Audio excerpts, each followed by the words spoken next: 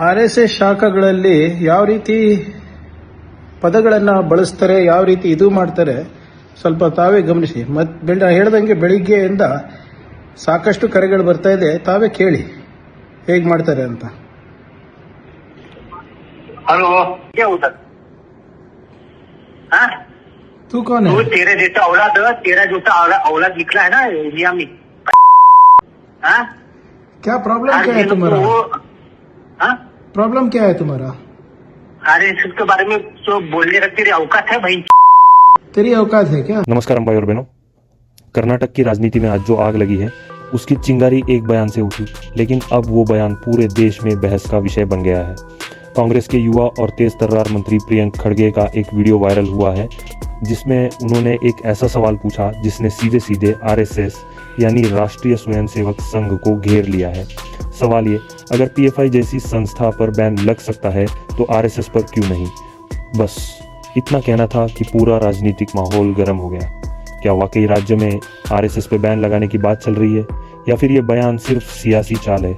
मैं हूं अमृत और आप देख रहे हैं डेडली रिएक्शन। आज हम इस बयान के पीछे की राजनीति, इसके असर और भविष्य की कहानी समझेंगे विस्तार से। दोस्तों, ये मामला शुरू होता है 13 अक्टूबर 2025 की दोपहर से। बेंगलुरु के एक कॉलेज कार्यक्रम में प्रियंक खड़गे बोल रहे थे। मंच पर बैठे हुए उन्होंने अचानक एक सवाल उछाल दिया, अगर पॉपुलर फ्रंट ऑफ इंडिया को बैन किया जा सकता है तो फिर RSS को क्यों नहीं? उनका कहना था कि कानून अगर सबके लिए बराबर है तो विचारधाराओं पर भी एक समान दृष्टिकोण होना चाहिए। ये लाइन सुनते ही मौजूद लोग तालियां बजाने लगे, लेकिन अगले ही पल सोशल मीडिया पे आग लग गई। कुछ ही घंटों में ये क्लिप एक्स, पहले ट्विटर पे लाखों बार शेयर हो गया। अब जरा जानते हैं कि प्रियंक खड़गे कौन है। 46 वर्षीय प्रियंक कांग्रेस अध्यक्ष मल्लिकार्जुन खड़गे के बेटे हैं, यानी पार्टी की सबसे बड़ी नेतृत्व लाइन से आते हैं।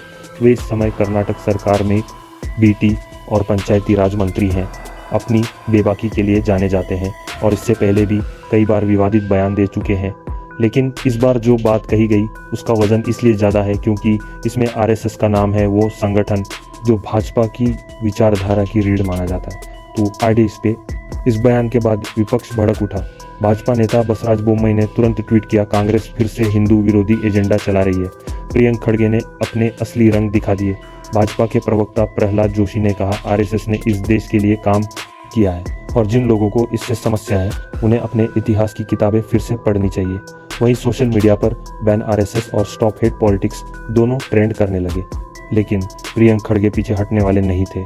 उन्होंने अगले दिन यानी 14 अक्टूबर को फिर से प्रेस कॉन्फ्रेंस कर अपने बयान को दोहराया। बोले, मैंने सिर्फ एक सवाल पूछा है, अगर कोई संगठन हिंसा या नफरत फैलाता है तो कानून सब पर बराबर लागू होना चाहिए, चाहे वो PFI हो या RSS। यानी उन्होंने अपने स्टैंड को न सिर्फ साफ किया बल्कि उसे और मजबूती से पेश किया। अब जरा कानून की बात करें।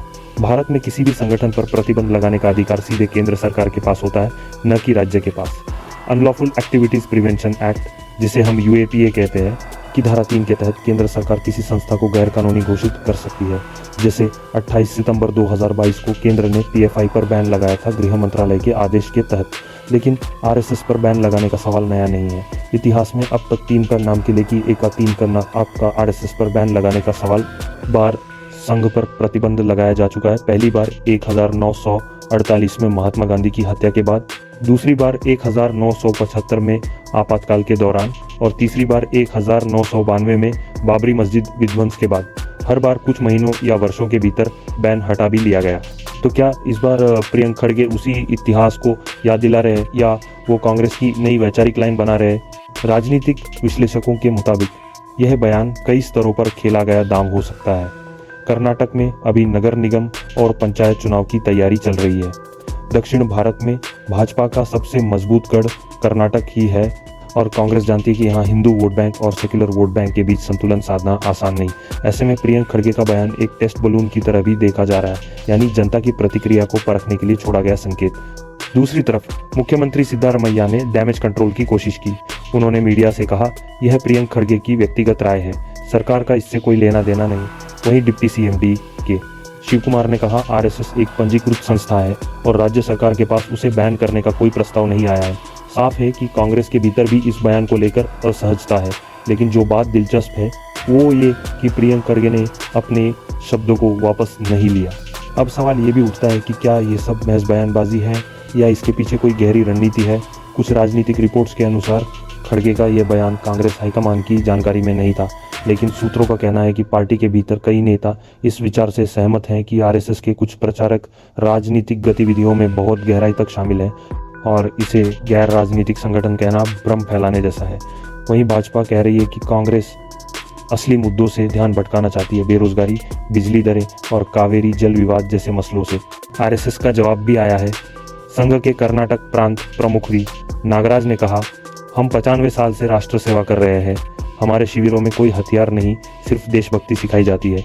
जो लोग हमें बैन करने की बात करते हैं उन्हें पहले संविधान पढ़ना चाहिए। इस बयान के बाद कांग्रेस पर पलटवार और तेज हो गया। भाजपा ने मांग की कि मुख्यमंत्री सिद्धारमैया प्रियंक खड़गे से सार्वजनिक माफी मंगवाए।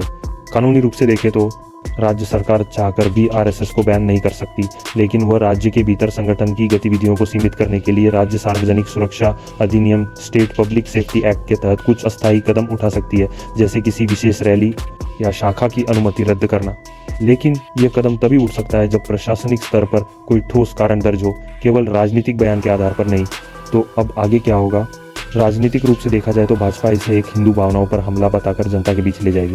कांग्रेस अपने बचाव में कहेगी कि यह अभिव्यक्ति की स्वतंत्रता का मामला है और बीच में जनता उलझी रहेगी। इस सवाल में क्या राजनीतिक विचारधारा को भी बैन किया जा सकता है? क्या लोकतंत्र में विचार को रोकना ही लोकतंत्र की हार नहीं होगी? प्रियंक खड़गे ने 15 अक्टूबर की शाम को एक और बयान दिया, मैंने जो कहा वो सोचने लायक है। अगर किसी संस्था का असर समाज को विभाजित कर रहा है तो सरकार को उस पर विचार करना चाहिए। मैं किसी धर्म या समुदाय के खिलाफ नहीं हूँ, बल्कि समानता की बात कर रहा हूँ। यह बयान भले संतुलन दिखाता हो, लेकिन सियासत की गर्मी ठंडी नहीं हुई है। मीडिया रिपोर्ट्स बता रही हैं कि कांग्रेस हाईकमान ने प्रियंक खड़गे को निजी सलाह दी है कि आगे बयान देते वक्त शब्दों का चयन सोच समझकर करें। वहीं भाजपा ने घोषणा की है कि वे अगले हफ्ते राज्य भर में आरएसएस समर्थन रैली निकालेंगे। यानी ये मुद्दा अब सिर्फ बयान नहीं रहा, बल्कि जन आंदोलन का रूप ले सकता है। तो भाई और बहनों, इस पूरे विवाद में एक बात साफ है, राजनीति में बयान सिर्फ शब्द नहीं होते, वे दिशा बदलने की ताकत रखते हैं। प्रियंक खड़गे का ये एक सवाल अब कांग्रेस के लिए भी चुनौती बन गया है। क्या ये कांग्रेस के भीतर एक नई विचारधारा का संकेत है, या फिर ये केवल एक वायरल बयान बनकर रह जाएगा? आपकी राय क्या है? क्या प्रियंक खड़गे का सवाल वाजिब था कि अगर कानून सबके लिए बराबर है तो विचारधाराओं पर भी समान दृष्टि होनी चाहिए, या ये सिर्फ राजनीति का नया हथियार है? कमेंट बॉक्स में लिखिए, आपकी राय सबसे अहम है। मैं अमृत डेडली रिएक्शन चैनल से आपके विचार जरूर पढ़ूंगा। और हाँ, अगला अपडेट 24 घंटों में आएगा, जब हम बताएंगे कि इस विवाद पर केंद्र सरकार और आरएसएस मुख्यालय नागपुर से क्या प्रतिक्रिया आई है। ये जानकारी उपलब्ध स्रोतों, समाचार रिपोर्ट्स और आधिकारिक बयानों पर आधारित है।